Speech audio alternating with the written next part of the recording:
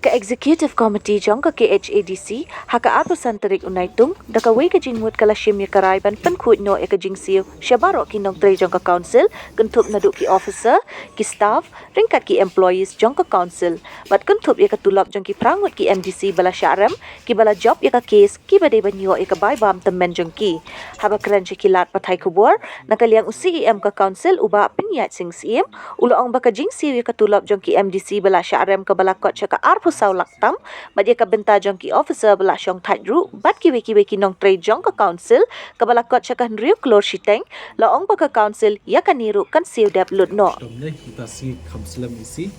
yo bandra bunfli ki agenda. Te nakaliang jungi saisil part e pedang subai pi ki reporters di print but electronic media ki ba one but cover ki ka executive committee meeting ki jungi. Te dan lang ni bat di deputy CM ban ya brief lang ki katu kat ni teli ki rai ki bangin ashim hakanika sni habai de hakanika executive committee meeting ka baar jong kanika isi bat kumai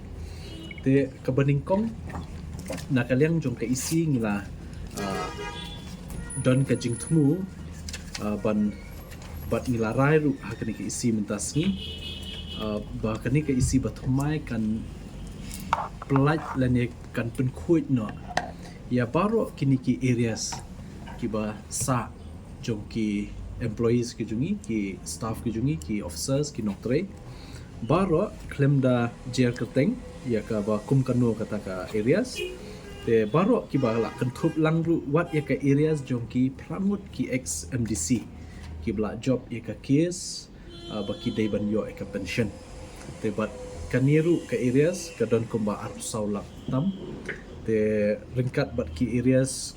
jong ki present employees ki badang don menta ki staff ki officer but kumjuru ka areas ka badai ka benefit dan ka jingyo benta jong ki staff ki bala retired dan ki officers bala retired baro ka kot jan kumban riu kulur shiteng te ya kani nakaliang ka isi ila shim da ka way ka rai ba ngin polite no shen ya kani ka areas baro shekini badai ban yo te mentala day ka last week jong July dari sikini hau ni berai ban wan ila ban pendap ikan ni